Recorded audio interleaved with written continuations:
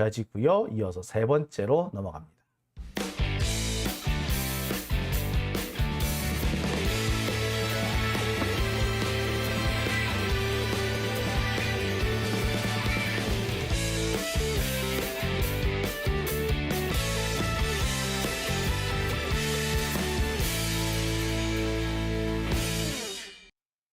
네, 오밤중의 뉴스 함께하고 계신 지금 시각 12시 36분을 지나고 있습니다.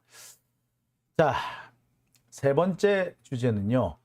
한물간 이낙연 왜 포기 못하나 입니다.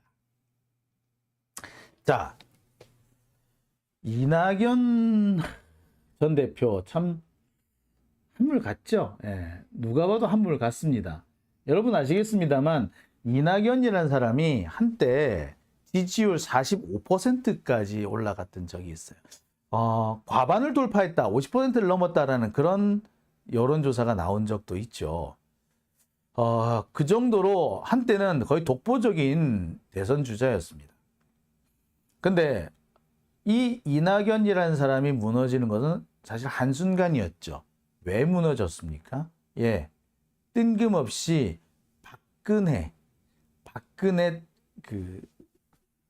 박근혜 사면론을 꺼내면서 급격히 무너지기 시작했습니다. 당시로서는 박근혜 사면론을 꺼낼 수 있는 상황이 아니었고요. 누구도 박근혜를 사면해서는 안 된다라는 쪽에 더 많은 방점이 가했을 텐입니다. 그런데 당시 민주당 대표로서 또 유력 대권 주자로서, 이거 독보적인 유력 대권 주자라기보다 독보적인 대권 주자였잖아요. 독보적인 대권 주자였던 이낙연이 박근혜의 사면을 얘기를 한다. 사실 그런 얘기도 있어요. 결과적으로 박근혜를 사면한 건 역시도 이낙연의 입김 때문이었다는 그런 말까지 있습니다. 여튼 그 이후에 이낙연은 바닥으로 지지율이 추락하기 시작했죠. 지지율이 반토막 났습니다. 그리고 그 반작용으로 이재명 대표가 지지율 1위 후보로 올라서게 됐습니다. 그 뒤로 이낙연이라는 사람은 계속 똥볼 찼다고 해도 과언이 아닙니다. 윤석열을 공격하기보다 이재명을 공격을 했었고, 대선 기간 중에도 이낙연계는 대선에 전혀 집중하지 않았고 오히려 발목을 잡는 데 더 많은 시간과 노력을 기울였습니다. 특히 이낙연을 지지하던 많은 사람, 이낙연의 비서실장이라는 사람은 대놓고 윤석열 지지로 가버렸어요. 자, 이 과정에서 이낙연은 단 한마디 말리지도 않았습니다. 그 사람에 대해서 그 사람의 판단이 잘못이라고 말하지도 않았어요. 사실상 방조한 거죠. 그 뒤에 이재명 대표 체제가 들어서고 난 뒤에 이낙연 대표는 끊임없이 이재명을 괴롭히는 데 앞장섰습니다. 본인들은 이재명 대표를 찢찢 이렇게 멸칭으로 함부로 얘기해놓고 수박이란 말도 못 견뎌하는 정말 파렴치한 짓을 하고 있죠. 그 결과는 대중들로부터, 시민들로부터 외면받는 거였습니다. 결국 이낙연은 자신이 텃밭이라고 생각하는 호남에서도 외면을 받고 있습니다. 외면을 받고 있고 이미 이제 한물 같다라는 얘기가 많이 나오고 있습니다. 여기저기를 돌아다니고 있지요. 이게 지난 6월 24일 이낙연 전 대표가 귀국했던 날입니다. 근데 이 귀국하는 날이 어땠다? 되게 한산했었어요. 자, 보시다시피 이렇게 여기 보면 상당히 많은 사람이 온 걸로 보이죠. 근데 이게 입국장이라 원래 많은 사람들이 있습니다. 근데 생각보다 이렇게 사람이 많지가 않아요. 자신들은 1000명 정도 왔대는데 제가 볼 때 1000명, 아무리 봐도 1000명은 안 돼요. 자, 여하튼 특히 여기 같은 경우를 보면은 구경을 하러 오는 사람들이 더 많아 보이고, 실제로 이낙연 때문에 온 사람은 글쎄, 하여튼 뭐 이렇게 됐습니다. 생각보다 한산했던 거는 분명해요. 뭐 1000명이 왔다 그러는데 아무리 봐도 1000명은 아니었습니다. 뭐 1000명이 된다고 하더라도 누가 보더라도 예상보다는 적은 인원이 왔던 거는 분명해 보입니다. 하여튼 이낙연의 귀국은 생각보다 한산했었습니다. 한물 같다라는 것을 가장 대표적으로 입증되는 대목이 바로 이 이낙연의 귀국장이었던 게 아닐까. 귀국장 풍경이 아니었을까라는 생각을 해봐요. 자, 그리고 또 한 가지 재밌는 것은 바로 이 티셔츠죠. 이낙연을 지지하는 쪽에서 만들었다는 티셔츠입니다. 자, 이 티셔츠를 입고 공항에 가서 환영을 하자. 그래서 이 티셔츠를 만여 장을 만들었다고 하는데 실제로는 뭐 20-30장 정도 팔렸대나 어쨌대나. 결국 그래서 이게 결국엔 무산되고 말았죠. 근데 이 가격도 되게 비쌌어. 한 장을 파는 게 아니고 두 장에 89,000원. 그러니까 한 장에 45,000원짜리 티셔츠예요. 근데 이걸 3만 장을 선 주문을 했는데 실제로 구매한 사람은 42장밖에 안 돼가지고 이게 취소가 됐었습니다. 뭐 하여튼 간에 디자이너 논란 등 뭐 여러 가지 시끄러웠어요.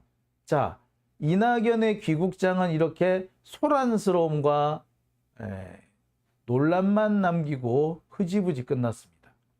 무엇보다도 많은 분들한테 논란거리로 남았던 것은 이 자리에 정말 왔어야 될 세 사람이 안 보이더라. 김종민, 이상민, 이원욱 등은 안 보이더라. 어떻게 보자면 이 세 사람이 가장 이낙연과 가까이 있을 것 같은 사람, 우리가 수박 많이 놀렸던 사람인데 안 왔어요. 야, 그렇다면 이낙연이라는 사람을 의도적으로 조금 멀리하는, 수박 중에서도 이낙연을 싫어하는 사람이 있다? 뭐 이런 얘기밖에 안 나오는 그런 상황이 됐어요. 자, 여하튼 이렇게 해서 귀국한 이낙연은 그날부터 호남을 훑기 시작했습니다. 특히 이재명 대표가 검찰에 출석하는 날, 그날 맞춰가지고 호남 가가지고 지역을 방문하고 순회하고 또 뭐 기자들하고 뭐 인터뷰하고 그랬습니다. 그리고 이재명 체제에 대한 비판도 하죠. 근데 이 자리에도 생각보다 사람들이 안 모입니다. 이거는 순천에서 가진 지지자들과의 모임이라고 하는데 이 모임 보세요. 이게 이 정도밖에 안 왔더라고. 누가 봐도 이거 너무 안 왔는데? 라는 생각이 좀 드시죠? 분위기가 너무 안 뜨고 있어요. 이낙연은 이재명 대표가 검찰 출석하는 날에 맞춰가지고 일부러 맞춰가지고 호남권을 싹 돌면서 뭐 이렇게 하려고 했는데 분위기가 안 뜨더라. 자, 심지어 영남에서 반전 한번 깨보려고 부산에 가가지고 이렇게 강연회까지 열었는데 이 강연회도 별로 안 떴습니다. 심지어 이날 이낙연계 정치인들이 대거 집결할 것이라는 전망도 있었지만 별로 모이지도 않았어요. 즉 현재까지 이낙연계의 이런 상황을 살펴보면 열심히 여기저기 움직이고는 있지만 별로 시민들의 관심을 끌지는 못하고 있다. 아니 오히려 외면을 받고 있는 상황이다. 라고 해도 과언은 아닙니다. 그렇다고 해서 이낙연이 조용히 돌았느냐? 그건 아니죠. 지금까지 계속 여러 가지 방법으로 이재명 체제를 흔들었고 이재명 체제를 흔드는 발언을 숱하게 해왔습니다. 누가 보더라도 언론들은, 그러니까 민주시민들의 반응은 그렇다 치더라도 언론들은 이낙연에 대해서 관심을 가질 수밖에 없는 상황이었어요. 특히 맨 처음 요구했던 것이 혁신위원회를 만들어야 된다라는 식으로 요구를 했는데, 자, 이 혁신위를 요구하면서 이재명 체제를 흔들려고 했는데 이것도 일단 실패하죠. 그러니까 나중에는 혁신위원회를 흔들려고, 그래서 혁신안을 흔들려고 했지만 역시 그닥 큰 성과를 얻지 못합니다. 이 과정을 거치면서 확실히 이낙연 전 대표의 입은 거칠어졌어요. 발언이 좀 희한해집니다. 민주당 대표 중에서 나 혼자만 온전하다. 그렇다면 민주당은 문제 있는 당이 아니냐? 라는 식으로 얘기했다는 거예요. 더불어민주당이라는 당 명칭을 사용한 이후에 당 대표가 5명이 있었는데 이 중 온전하게 있는 사람은 이낙연 하나밖에 없지 않느냐. 그러니 민주당 문제 있는 거다. 따라서 민주당을 내가 개혁해야 한다. 라는 식으로 얘기를 한 거야. 이낙연은 자기는 또 이런 말 한 적이 없다라고 딱 잡아떼고 있어요. 자, 글쎄 없는지. 근데 딱 이 말은 안 했는지 모르겠으나 이와 비슷한 이런 취지로 이해될 수 있는 그런 비슷한 발언을 하지 않았는가라는 생각이 들어요. 이 얘기를 듣고 많은 분들이 되게 화를 냈어요. 정말 할 말 못할 말 가리지 못하고 막 떠버린다 라고 불쾌해하는 사람들도 있었습니다. 지금 검찰이 이렇게 민주당을 흔들고 있고 심지어 이해찬 전 대표, 추미애 전 대표까지 이렇게 괴롭히고 있는데 함께 싸워주지는 못할지언정 그 사람들이 문제가 있어서 검찰 수사를 받고 있다. 달리 말하자면 검찰을 두둔하는 듯한 행동을 그런 발언을 한 거 아닙니까? 과연 이 사람이 민주당 대표로서 자격이 있느냐라는 의심을 할 수밖에 없죠. 지금 검찰이 민주당을 제일 괴롭히고 있고 검찰만 아니라면 솔직히 지금 검찰 수사를 해가지고 윤석열 정권이 살아남고 있지. 지금 윤석열 정권이 이게 살아남을 정권이에요, 지금. 뭐 한미동맹 합니다만 이 펠로시를 패싱한 게 누구예요? 펠로시가 대만 갔다가 우리나라로 맨 처음 왔는데 그 펠로시 휴가 간다면서 펠로시 패싱한 게 누굽니까? 여러분 기억하시죠? 펠로시 패싱 누구예요? 윤석열 아닙니까? 자, 그런 엉망진창으로 하고 있는 윤석열을 떠받쳐주고 있는 게 누구냐? 검찰이고 검찰이 수사로 윤석열 정권을 지금 지탱해주고 있잖아요. 근데 그것을 지적하지는 못할지언정 오히려 두둔하는 발언을 해요? 그게 당대표야? 전직 당대표 이래도 돼요? 정말 해도 너무한 거 아닙니까? 자, 오죽했으면 숱한 언론들에서 야, 이낙연 대표가 이렇게 뭐 추미애, 이해찬, 송영길, 이재명까지 완전히 모두 까기, 돌려까기를 시전했다라는 식으로 이렇게 보도하는 경우까지 나왔겠습니까? 자, 이런 상황을 보면요. 대중들로부터 지지를 받지 못하고 외면을 받고 있는 이낙연이지만 끝까지 포기하지 않고 있다는 것이 명백해 보입니다.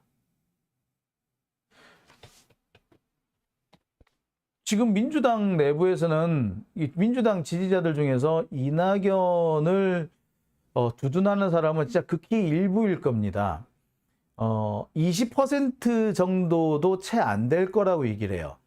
지난 당대표 선거 때 박용진을 지지한 20%가 사실은 순수 이낙연 지지일 거다. 그 밖에 다른 지지를 찾기는 어려울 거다라는 그런 평가들이 많아요. 그죠?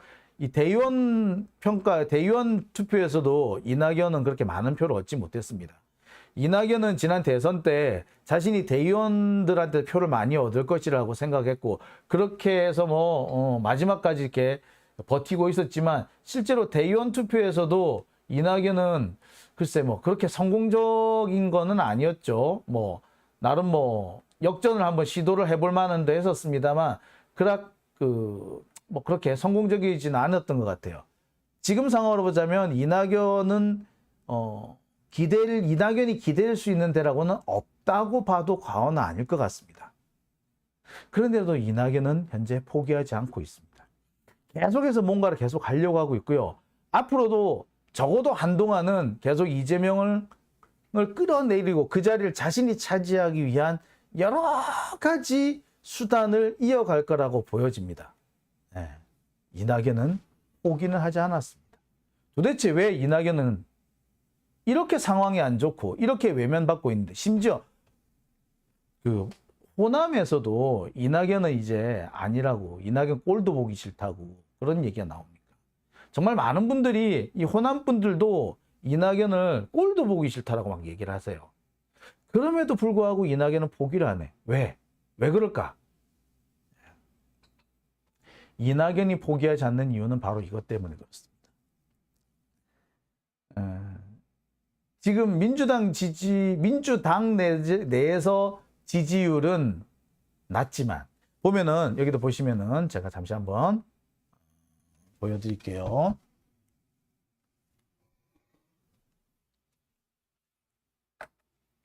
여기서 보시다시피, 민주당 내에서 이낙연의 지지율은 11%로 매우 낮습니다. 이재명 대표가 58%, 거의 압도적인 지지를 받고 있는데 이낙연은 11%밖에 안 돼요. 그런데 일반 국민들로 응답자를 넓혀보면 이재명 대표는 37%가 나왔는데 이낙연 대표는 15%가 나왔습니다. 자, 그러면 어떻게 볼 수가 있다? 즉, 이낙연 전 대표가 딴 데는 몰라다기까지 일반 국민들로부터는 상당한 지지를 받고 있구나 라는 식으로 착각할 수 있는 대목이 있겠죠. 더군다나 이 이낙연의 지지도가 생각보다 그전에는 다른 조사에서는 더 높게 나온 경우도 있습니다.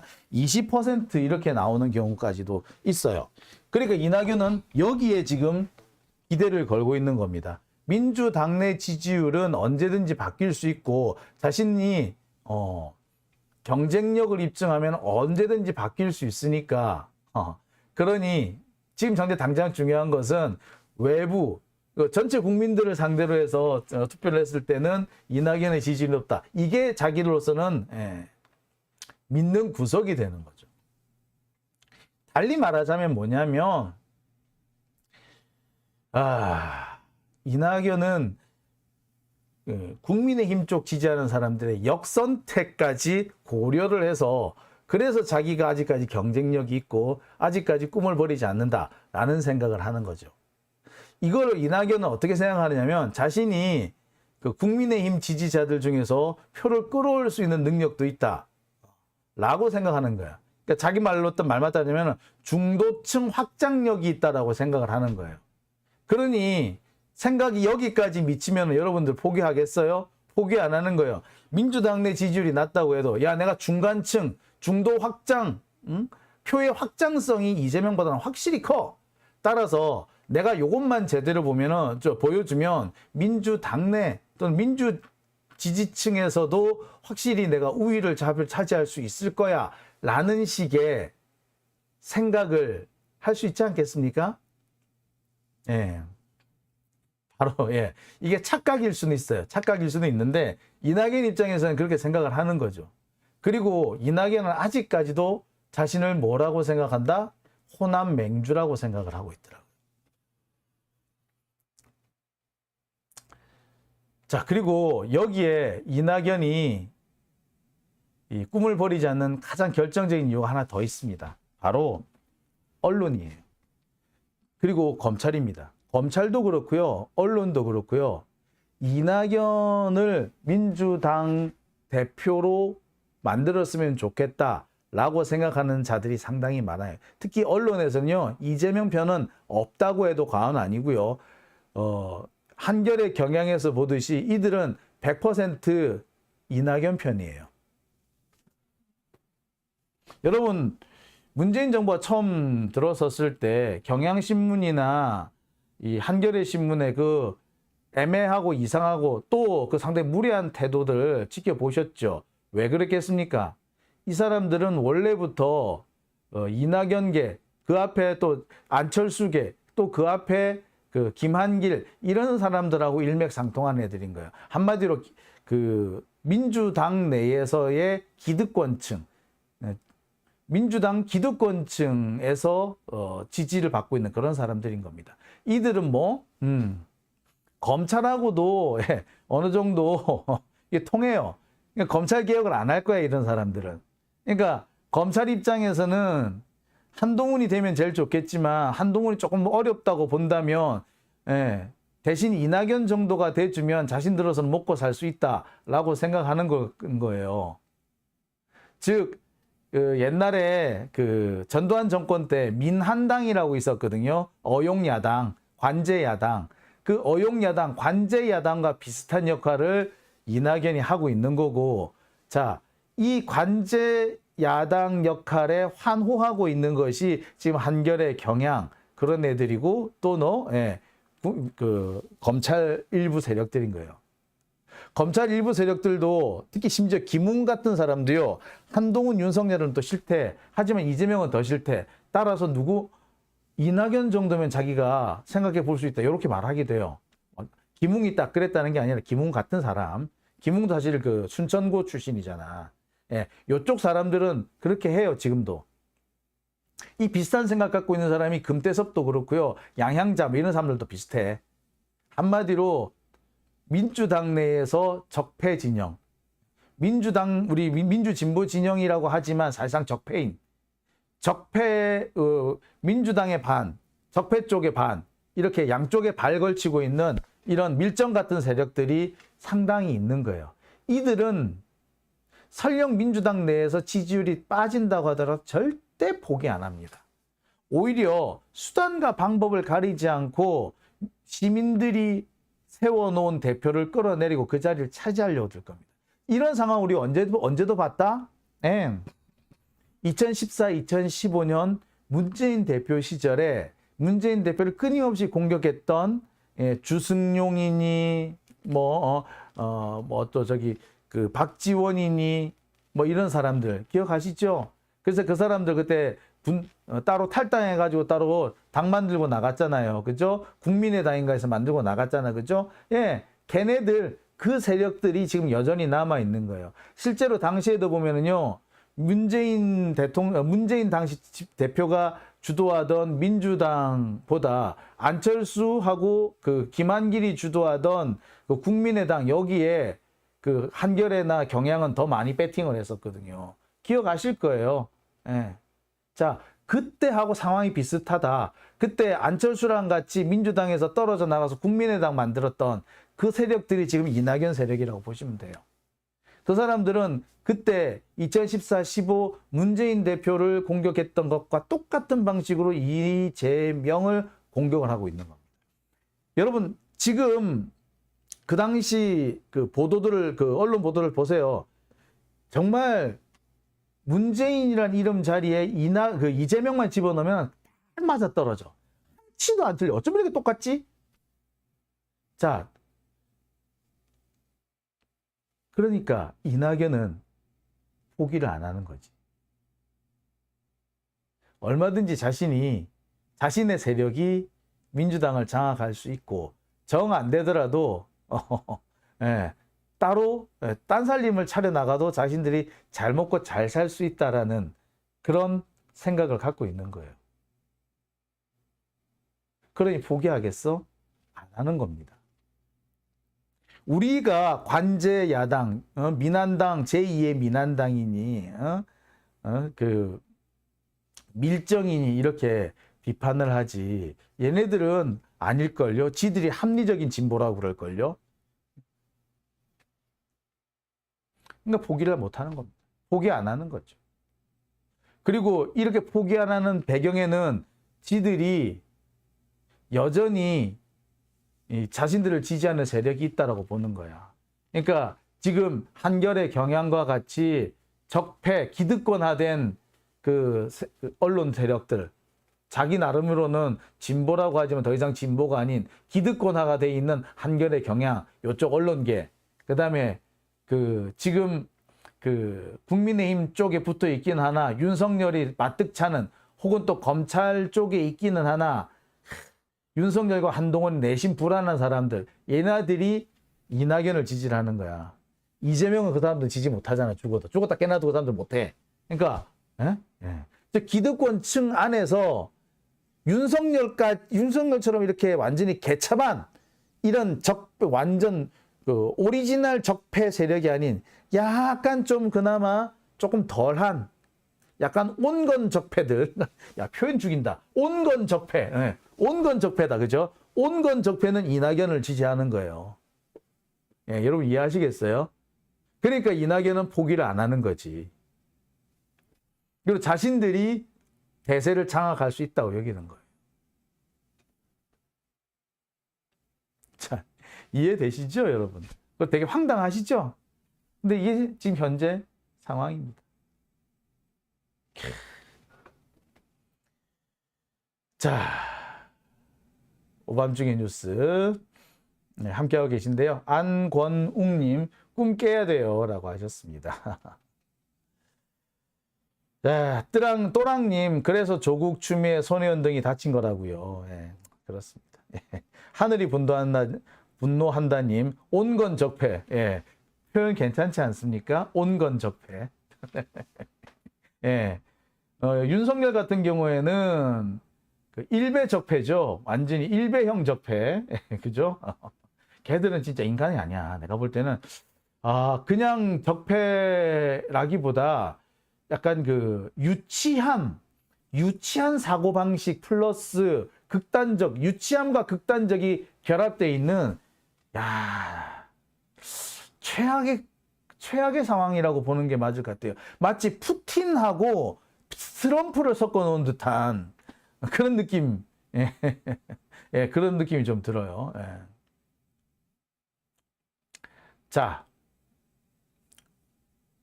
오밤중의 뉴스. 자, 함께하고 계신 지금 시각 1시 2분 지나고 있습니다. 자, 지금 1687분이 함께 주십니다. 예. 유영환님, 껄쩍찍은 낙연이라고 하셨어요. 푸른 숲길 님께서는 자기 체면 지대로 걸었네라고 하셨네요. 이미숙님, 서울대 나왔다고 다능력 있는 거 아님? 네, 그렇습니다. 자, 오밤중의 뉴스.